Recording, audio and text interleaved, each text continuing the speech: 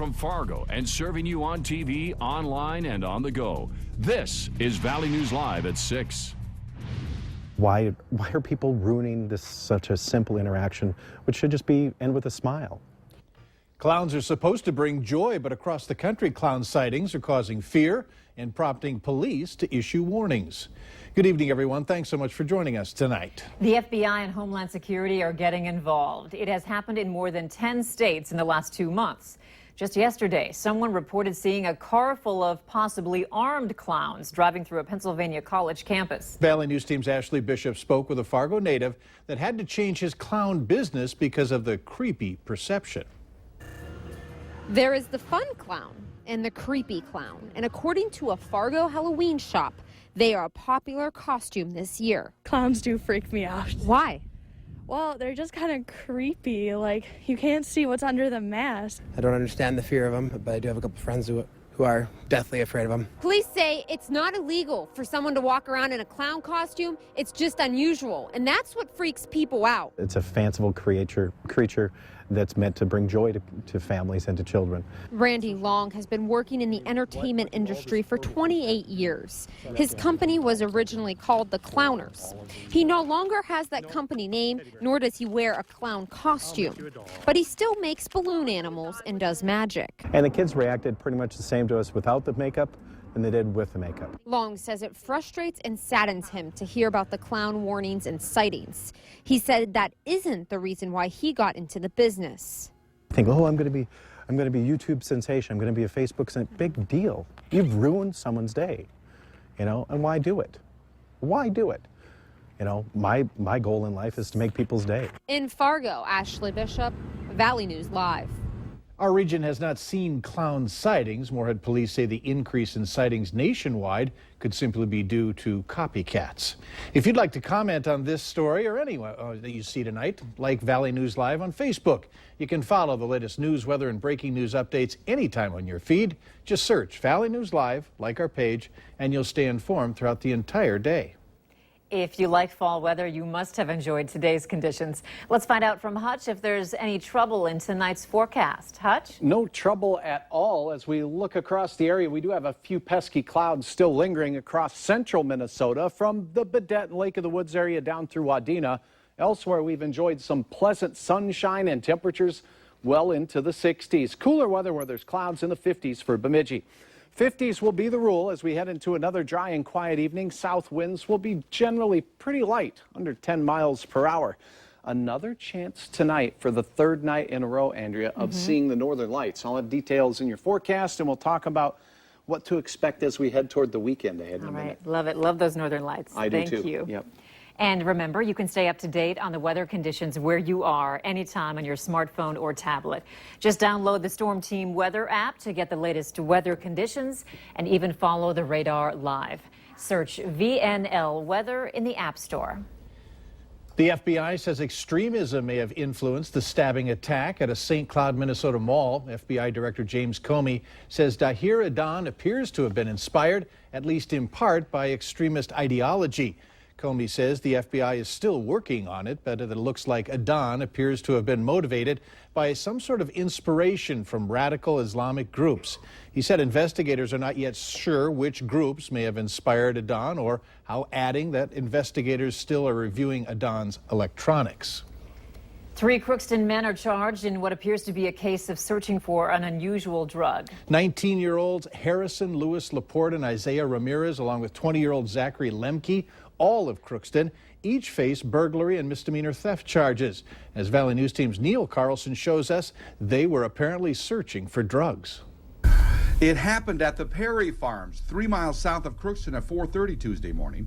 A family member reported that someone was in one of their barns. Authorities responded and arrested one of the suspects trying to get away in a pickup. The other 2 were arrested hiding in some nearby woods. Harrison Lewis Laporte, Zachary Lemke, and Isaiah Ramirez, all of Crookston, each face burglary and misdemeanor theft charges for what appears to be an unusual motive behind all this. Authorities declined to comment on any details surrounding this case, but according to court records, the trio was looking for a drug called ketamine. One of the suspects told authorities they'd been at that farm before. Ketamine is a drug used in anesthesia. It induces a trance-like state while providing pain relief. One of the trio who was arrested said they would heat it in a spoon and snort the white powder to get high. The credibility of their story is in question. One of them tested positive for meth. Ironically, this all happened at the same farm where Michael Perry was convicted of shooting at deputies in 2014 while under the influence of drugs. One of those deputies was saved by a bulletproof vest. In Crookston, Neil Carlson, Valley News Live. A Perry family member tells us they used to store the drug ketamine on their farm for use with their livestock. They say they no longer use it or have any of it on their farm. If convicted, each of the three charged face a maximum sentence of more than 5 years in prison. The Moorhead Police Department has made an arrest in a home burglary that happened earlier this week. Robert Lucas is in the Clay County Jail on felony burglary and robbery charges. Police say on Tuesday, a homeowner on 17th Street South came home to find Lucas in his house. The homeowner chased him out, and Lucas allegedly pointed a gun at the man. He was identified and arrested during a disturbance call last night. Police say additional arrests are possible. Police in Grand Forks are looking for a man accused of stealing a computer from Walmart. This picture was released today on their Facebook page. Investigators say the incident happened on September 22nd. If you have any information or recognize this man, you're certainly asked to contact the Grand Forks Police Department. Officials in Grand Forks County say alcohol may have played a role in a man being hit by an Amtrak train. 51-year-old Dan O'Donnell of Emerado suffered serious injuries after being hit by an Amtrak train heading west just before 5:30 a.m. Authorities say O'Donnell was standing next to the railroad tracks within the city of Emerado. The North Dakota Highway Patrol is investigating the crash. A Fargo business is shutting down operations come mid-October. Coldwell Banker Real Estate is closing. An anonymous whistleblower first told us about it yesterday, and now staff at Coldwell Banker are fielding questions from concerned clients. We're told the agents are planning on moving to other real estate brokerages here in the area and will take their listings with them. With the constantly shifting real estate market in the FM area, the trust between agents and clients is top priority. You lay it all out there for them. You tell them the process, and you tell them the truth. If they need something done to their house in order to get it saleable, you tell them. We're told that Coldwell Banker will close October 15th. Police in Grand Forks are looking into another dog biting incident. It happened around 5 p.m. yesterday at Lincoln Park. Police want to talk to the owner of a black and brown basset hound to make sure the dog is up to date on vaccinations. She's described as a woman with brown hair who was wearing black sweatpants at the time.